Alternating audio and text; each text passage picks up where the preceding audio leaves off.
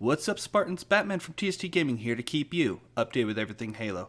And today, we are actually going to take a look at the broken down system for ranking in Halo Infinite as laid out in a recent article, which we will be providing a link for in the description below.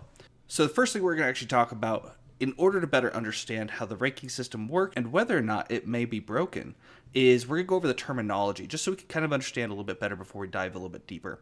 And this is taken straight from their page. So, the first terminology is True Skill 2, the underlying system that is used to understand as accurately and quickly as possible how skilled each player is relative to the population of players. Skill/MMR. Skill refers to how good a player is, and MMR, or matchmaking rating, is the numerical representation of skill for a specific playlist as measured by the True Skill 2 system. We use this skill rating in matchmaking to ensure even, fair matches. Matchmaking, the process by which players are brought together to compete with and against each other based on various data points including skill, data center latency, and more. True Match, the underlying system that is used to get the best possible matches by adjusting matchmaking parameters in response to shifting populations. And lastly, we have CSR, short for Competitive Skill Rank. This is the ranking that you see as a player. While it is closely tied to MMR, CSR is not directly used in the matchmaking process. It is a reflection of your performances in a ranked playlist throughout the season. So one of the biggest takeaways for this article is that CSR, which is the rank that you see, whether you're gold, diamond, or onyx, isn't actually tied to MMR directly, which is what they said earlier is actually a numerical representation of your skill. This is just where you're at in the playlist throughout the season. This article basically told us that CSR, or your visible rankings, are useless and redundant in terms of showing you what level you're truly at. So the way that it works is that when you play a game, let's say you play Bot Slayer or you play Social, it all continues to collect that information, and then it gives you an MMR rating based on all of your games as a whole. And then when you jump into ranked, let's say after playing 30 days nonstop of Social, it's going to base you around where they think you're at based on your MMR, the hidden number that you're given. The problem with that is a couple different things. First off, bots are very different and play very differently than ranked. Not to mention the playlist themselves is very different because you go from having radar to not having radar. You go from starting with assault rifle and the sidekick to starting with the BR. Those are big changes. There's a reason why they don't have them in ranked, and that it changes the game up entirely to be more competitive. So the problem is, when you start ranked, you're not starting at level 1. You're starting at level whatever MMR rating that's hidden from you right then. So if you played nothing but Bot Slayer and you dominated them, of course you're going to get a lot of kills. You're going to get a lot of wins because you're just playing against bots. And then you jump into ranked and they're going to think you're a much higher player than you really are. So then you're going to just go on a losing streak that's only going to hurt your CSR, or the visible ranking. And so the system itself, I think, is more or less broken. I really do. I'm someone who is very competitive, and I've wanted to chase the Onyx, and I started to before they did the reset. But one thing I noticed is that the current system as it sits prioritizes kills over anything else. It doesn't matter if you're playing Capture the Flag and you're dying over and over again because you're protecting the flag or you're going over there to steal a flag, whatever it might be. You're playing the objective, you're not gaining any points. So it actually isn't rewarding you for playing as a team. It's only rewarding you for getting a lot of kills and you happen to win.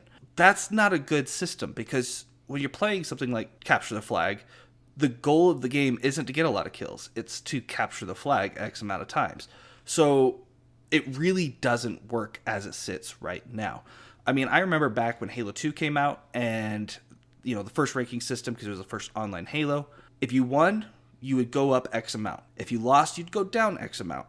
And I remember spending nights of playing for an hour just to get that next rank, and then you lose 1 or 2 games really badly, and you drop. That is how it should be. You win, you go up. You lose, you go down. That should be it. So the current system as it sits doesn't work at all. Because let's say that you play a month before even playing anything ranked, and you play a bunch of different social playlists, from Tactical Slayer, aka SWAT, to capture the flag, you're playing Fiesta, you're playing all these different modes.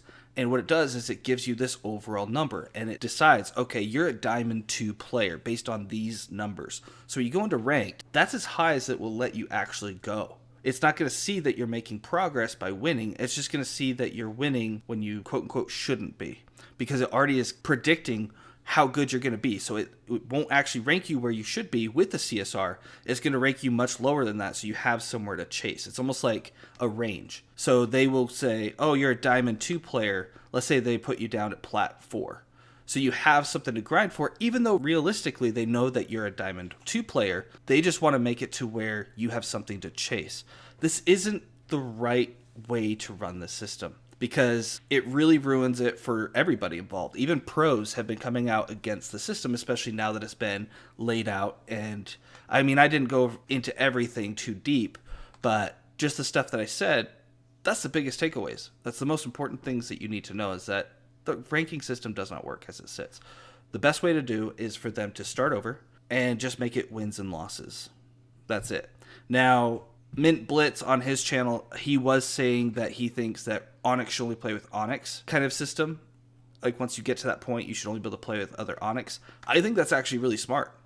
I do wish that they would also make it to where once you've hit the next tier, you can't go back down. So if you are a Plat 4 and you grind all the way up to Diamond 1, you can't go back to a Plat 6. You're always going to be a Diamond 1 for the remainder of the season.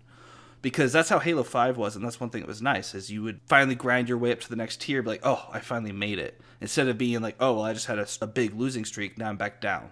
That is also really good if they're wanting to go with that system. It's really difficult because there's a lot of different numbers being thrown in the air between the MMR and the CSR. MMR is basically how good you actually are.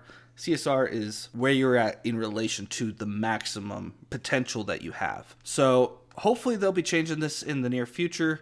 I'm sure they're hearing nothing but negativity from pros and casual players alike.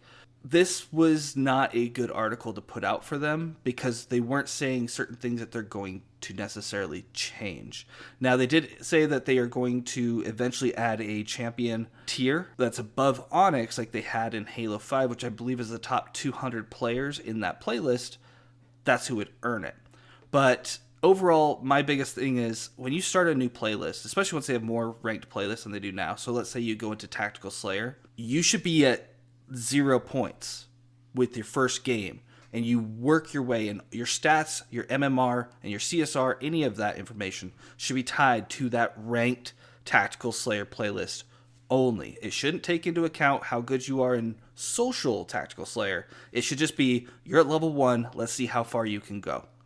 And the current skill MMR system basically is a gate preventing you from actually progressing. And so it's a terrible system, and they really got to do something about it. And I hate to post a negative video. I try to be really optimistic, but this was a video that I had to make because everyone wants to know, how does ranking work? And right now, if you do choose to go for your CSR, the visible ranking, to get to Onyx, it prioritizes kills over anything else and wins. So you need to get a good combination of both.